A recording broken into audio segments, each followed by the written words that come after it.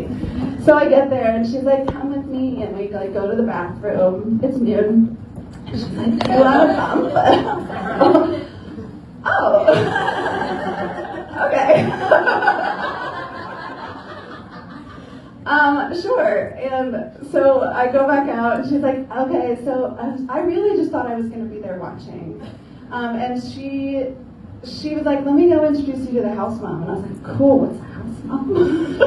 And so she takes me to the back, and she introduces me to the house mom, and the house mom's like, do you have an outfit? And I was like, actually I do, because I have a gig tonight in burlesque, but it's just like this like fringy burlesque, like cutie go-go outfit.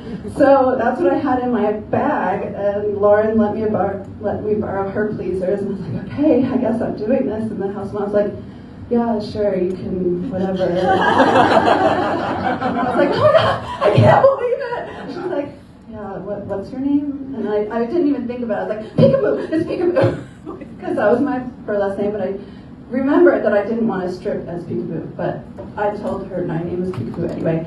And so I tell the DJ, and she's like, go talk to the DJ. And I was like, okay, great. What do I talk to him about? And so I go to the DJ, and I was like, hi, I'm supposed to talk to you. And he's like, yeah, what do you want to dance to? I was like, I don't care.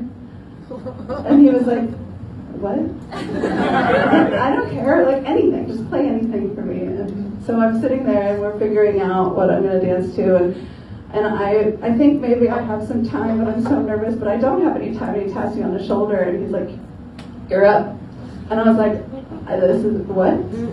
I'm going to stand on that giant stage, and this amazing woman just slayed that pole, and like I was like, I am not ready. But he's like, next up on the main stage. And I was like, okay, I guess I'm here. I'm going. I get up onto the stage, and I go into immediate like burlesque go-go dancing mode, and I'm like, this is so cute. I'm cute. And then I realized like this isn't working. There's guys on the rail, and I was like, what am I supposed to do with them?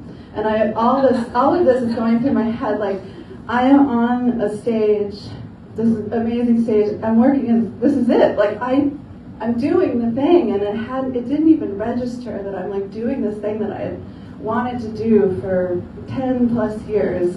And here I am, and I'm doing it. And so the first song ends, and I was like, okay, the second song is when you take your top off. So I like take my top off, and I was like, oh my God, that's it. And as soon as the top left, I was like, oh, yeah, I'm in it. Like, this is it. I am here. I started to do all the pole tricks that Lauren was like, yeah. I was like in it, like doing the thing. There was a guy on the rail. I like crawled up to him, and I was like, oh my God, it's working. He's giving me money. He's giving me money. Oh my God, he's giving me money. Holy shit. And I just couldn't believe it. And I got off stage after my second time. I was like, oh my God, I did it. I fucking did it. And the house mom's like, great. You're hired. And I was like, are you serious? Oh my God. Like losing my mind. And she's like, yeah, come into the back. So she comes into the back, and this club had actually like a really, really like technologically advanced hiring system, which I never saw ever again in my stripping career. And it like blows my mind when I look back on it, because I just thought this was like regular onboarding for strippers. So I fill out this thing. She's like, your name's Peekaboo. I was like, no. I don't want my name to be Peekaboo. Can I change it? And she's like, of course you can change it. Okay.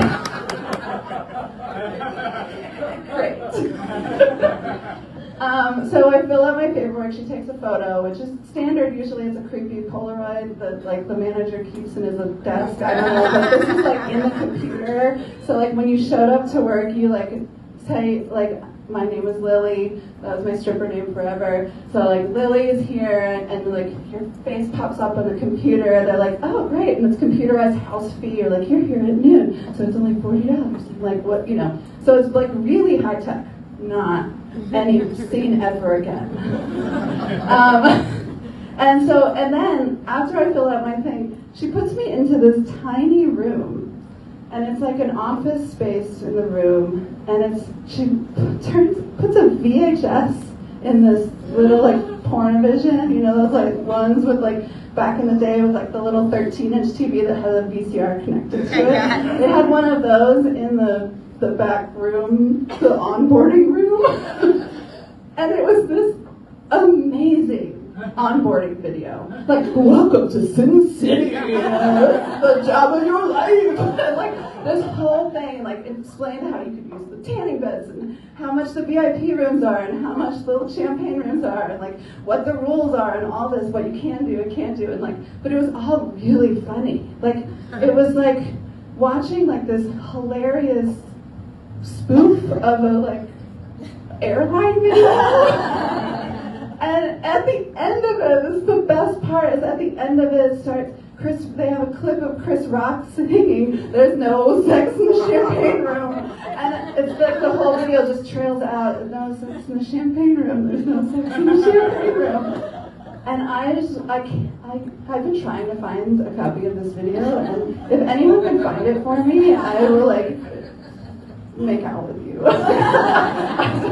Because it's so funny, and I wish I could visually show it to everyone. So I watched this video, and then I realized I'm a stripper. I am finally a stripper, and so I go to my burlesque gig that night, and I walk out of the club, and I was like, but I couldn't tell anyone.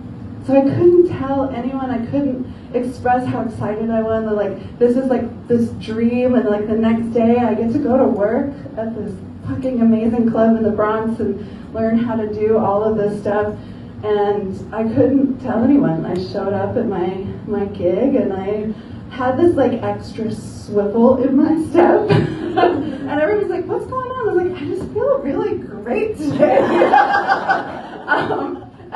And it kind of shifted. It was the beginning of a shift in my performance in the burlesque world, and it really shifted the way that I saw myself on stage, and it shifted the way that I danced on stage and the way that I interacted. Even just the knowing that I was going to work the next day changed the way that I performed that night.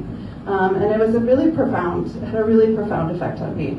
And so the next day I go and I wake up at 10 o'clock in the morning to get my Sunset Park ass to the Bronx by noon, so I didn't have to pay the full house fee.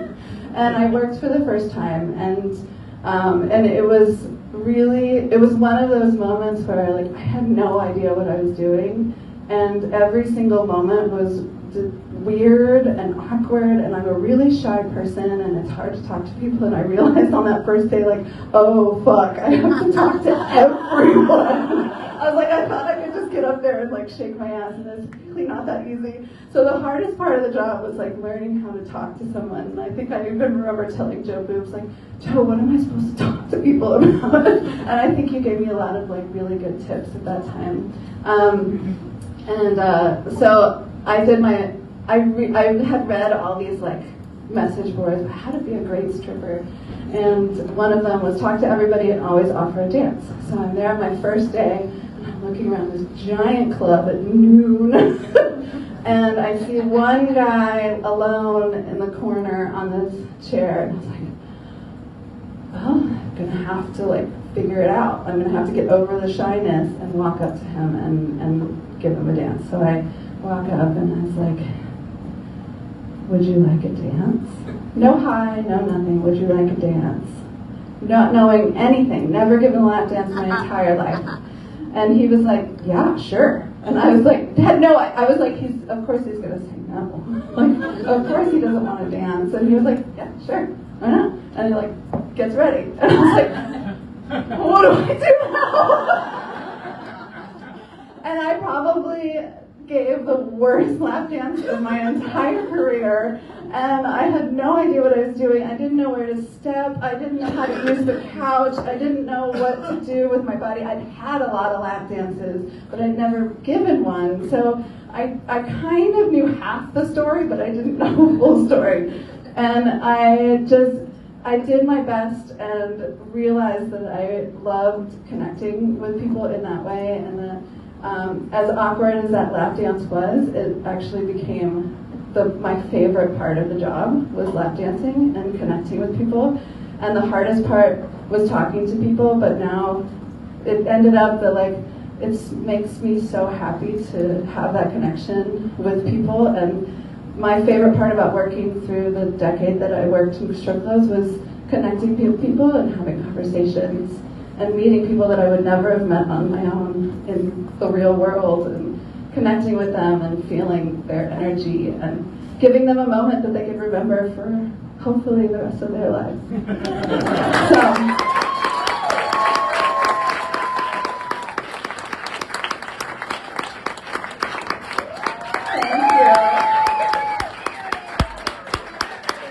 So, that was my first date. So next month you'll hear the last day stripping.